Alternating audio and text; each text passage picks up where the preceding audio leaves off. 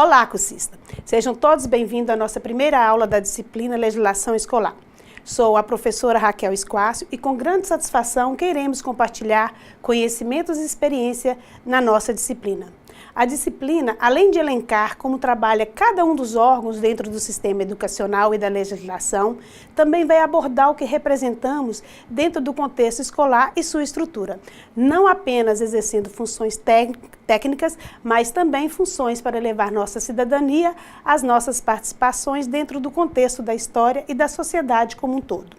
O trabalho da Secretaria Escolar é técnico e exige conhecimento sobre algumas teorias administrativas.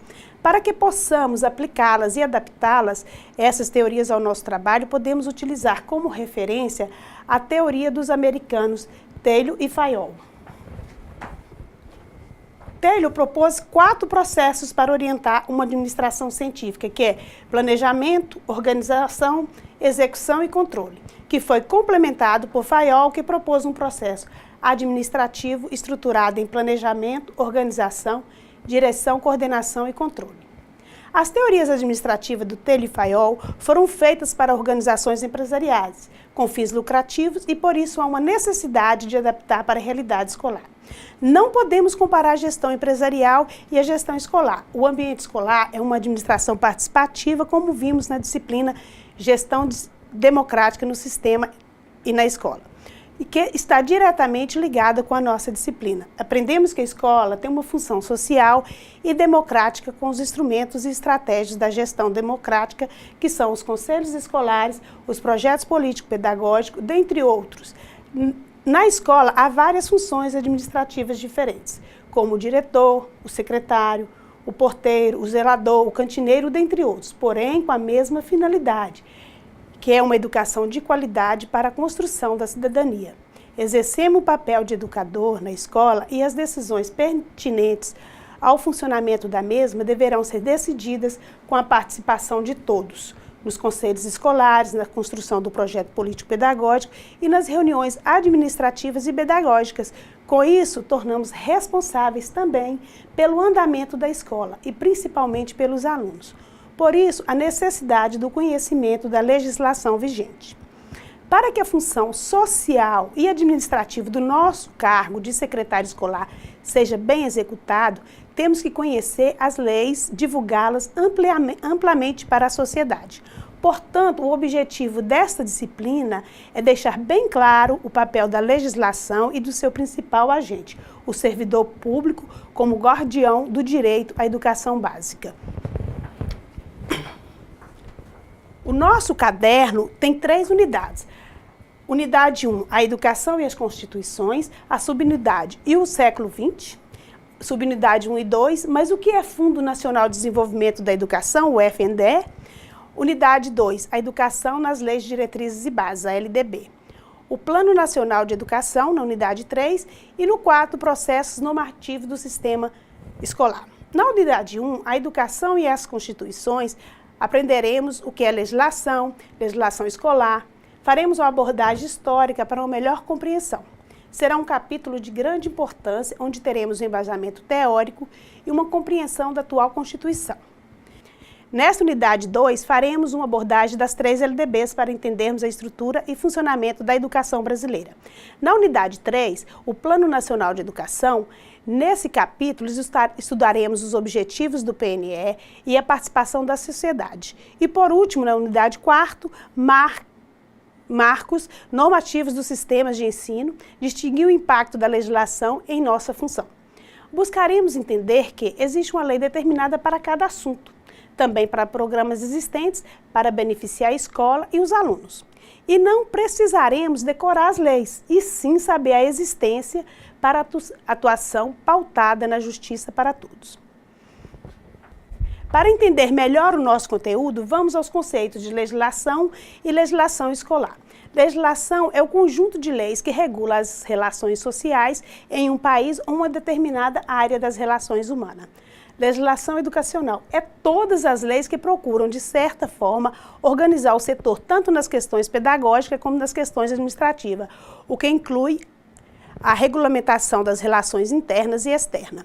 A legislação da educação caracteriza-se como um conjunto de normas, artigos da Constituição, leis, decretos, resoluções, pareceres, portarias, instruções e atos, que dá forma e regulamenta a estrutura e o funcionamento da educação, com amplitude maior ou menor.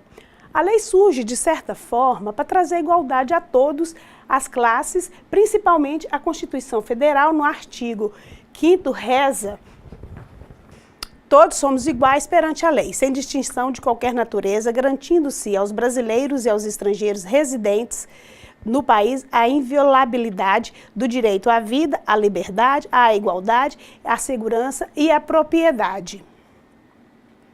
A Constituição Federal, no seu artigo 5º, descrito no slide, traz o princípio da igualdade social, pois se não existissem as previsões legais, seriam as leis dos mais fortes, mais ricos que prevaleceria, assim não haveria igualdade entre os cidadãos. Com a participação democrática dos cidadãos no seu meio social, tais como no trabalho, no bairro, nas instituições sociais, etc., é que geralmente acontecem as mudanças necessárias para melhorias igualitárias, com contextualização, indagações e pesquisa, até chegar aos legisladores para tornar uma emenda que beneficie os grupos sociais. Em nível federal, temos a estrutura educacional no Brasil, é a seguinte: o Ministério da Educação, o MEC, o Conselho Nacional de Educação, o CNE. Em nível estadual, temos a Secretaria Estadual de Educação, o Conselho Estadual de Educação, a Delegacia Regional de Educação ou Superintendência de Ensino. E, por fim, em nível municipal, existe a Secretaria Municipal de Educação, o Conselho Municipal de Educação. Na estrutura da República Federativa, os estados e municípios são entidades autônomas, que são as secretarias municipais, as secretarias estaduais de educação e os conselhos estaduais de educação podem tomar decisões para criar legislação específica para a sua região sem ferir a legislação federal. Na disciplina Gestão Democrática, também foi citada sobre a competência do poder público na esfera municipal, estadual e federal. A competência da União é criar e elaborar programas nacionais. Os estados e municípios e Distrito Federal criarão suas regulamentações de acordo com a União. Os municípios, pela Constituição, cabe a oferta prioritária do ensino infantil e do ensino fundamental, sobre a gestão das secretarias municipais de ensino e sobre as normas do respectivo Conselho Municipal de Educação, quando implantado o sistema municipal de ensino. Muitas secretarias municipais não criam seu sistema de educação, pois segue as normas estabelecidas do MEC e, além disso, deve seguir as determinações federais, sem deixar de atender às demandas das peculiaridades locais. Somos todos responsáveis pelo cumprimento das leis, como, por exemplo, o dever da família de matricular o filho na escola na idade certa. E isso não acontecendo, poderá responder os pais ou responsáveis judicialmente pela negligência. O trabalho do profissional da educação refere-se à oferta de um direito subjetivo.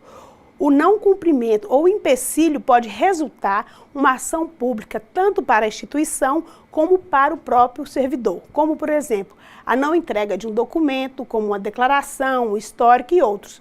Por isso, devemos estar sempre atentos à legislação vigente.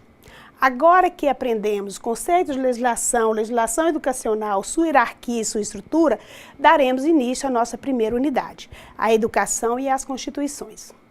Não podemos começar a falar de uma sociedade contemporânea sem mencionar a Revolução Francesa de 1789, que foi um divisor da história. A Revolução Francesa marcou a ascensão da burguesia como classe dominante, abolindo os privilégios de nascimento e fortunas do clero e da nobreza, que já não tinha nenhuma atividade produtiva. Porém, esse programa burguês não atendia a todos, somente aqueles que dominavam os meios de produção. O confronto de interesses e de ideias de um povo gera um desejo de mudança.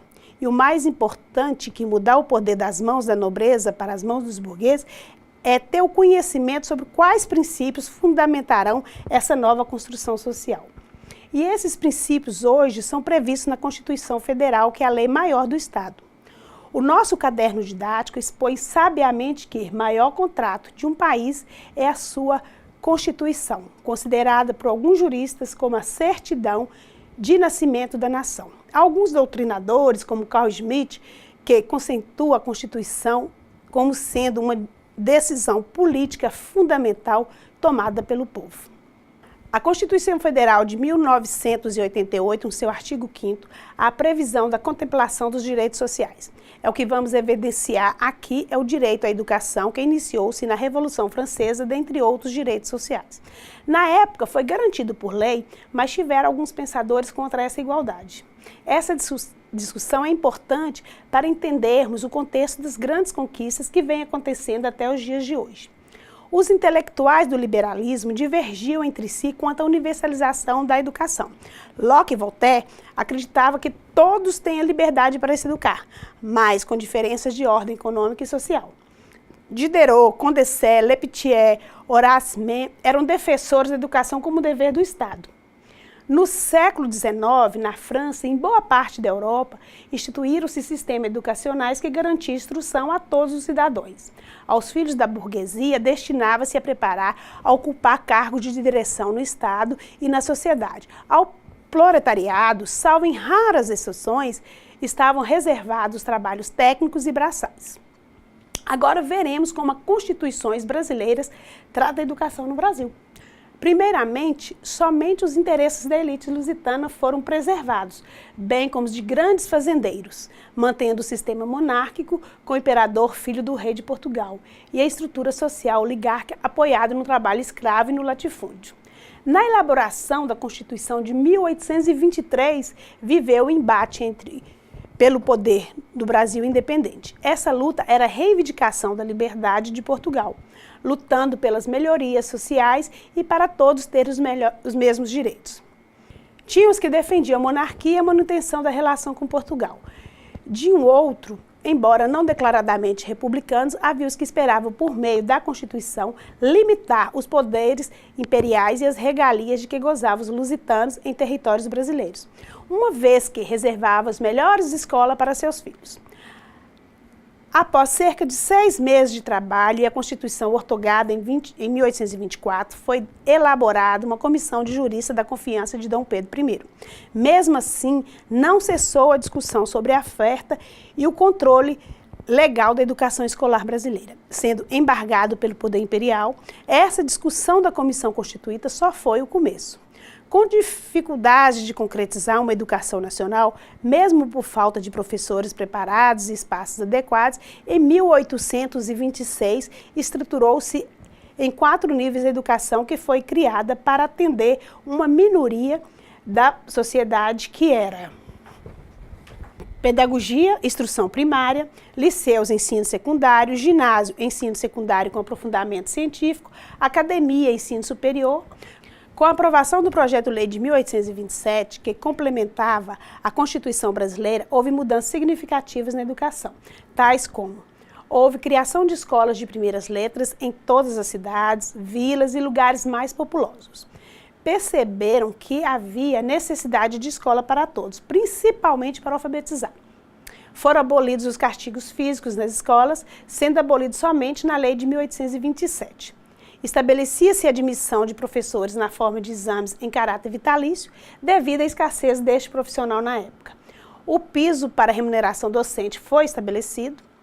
Por esta lei, de 15 de outubro, estendeu-se a educação às meninas e admitiram-se para elas mestras do sexo femininos com salários iguais aos dos professores. Até 1824, as mulheres e os escravos não tinham a educação no Brasil. Com a proclamação, a República consolidou as ideias liberais da Constituição de 1823, ampliou a atuação do setor privado na educação, criou-se a Secretaria da Instrução Primária, Instituto Nacional Pedagógico e o Conselho de Instrução Superior. Na Constituição de 1891, teve a abertura para iniciativa privada, até então era somente do Estado. O Estado continuou sendo o único legislador para a área até nos dias de hoje. A iniciativa privada tem muitas exigências, tanto quanto as públicas para o seu funcionamento.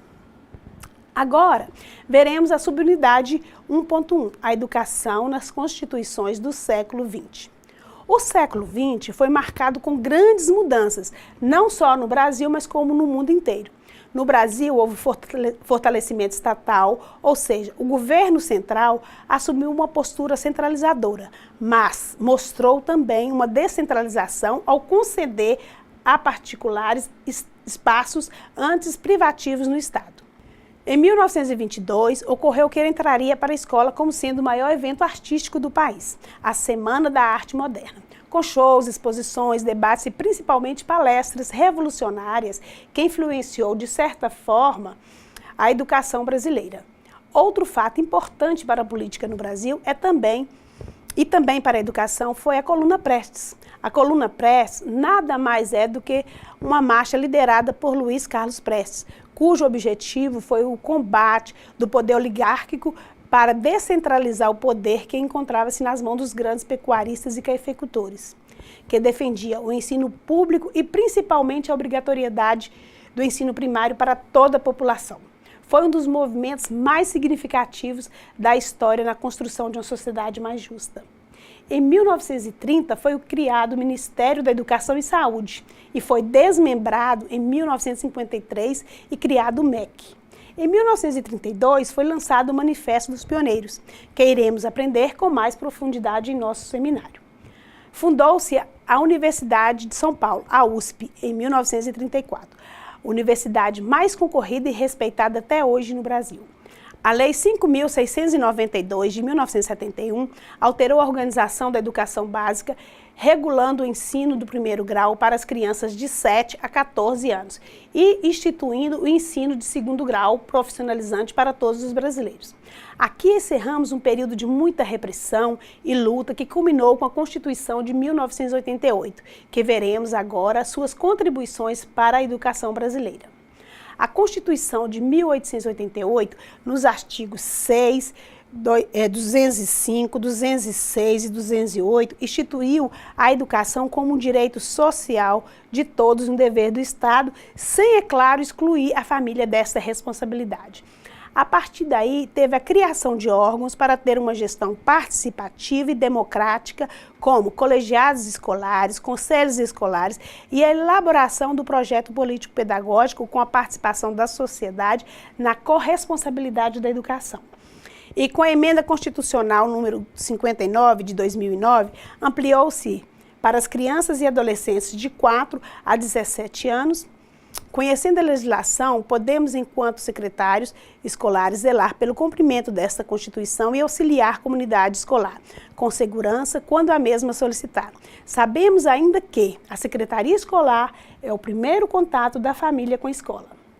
A matrícula gratuita nas escolas públicas de educação básica é direito de todo cidadão. Está no artigo 206, inciso 4, no artigo 208, no inciso 1.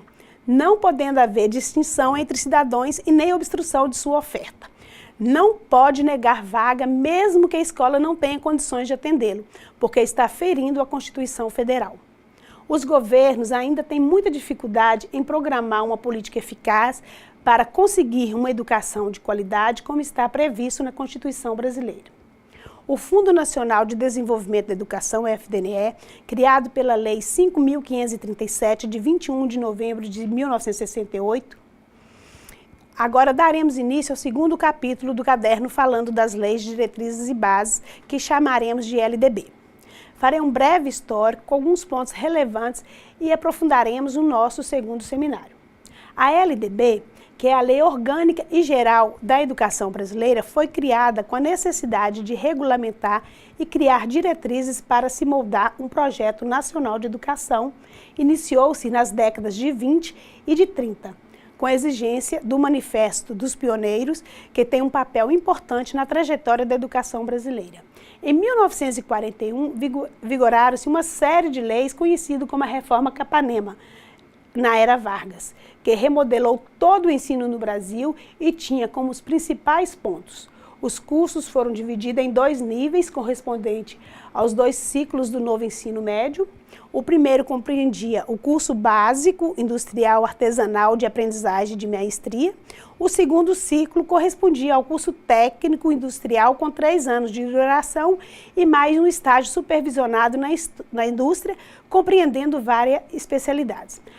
A LDB, Lei número 4.024 de 61, que foi a primeira LDB, foi publicada em 20 de dezembro de 61 pelo presidente João Goulart. O primeiro projeto de lei foi encaminhado pelo Poder Executivo ao Legislativo em 1948.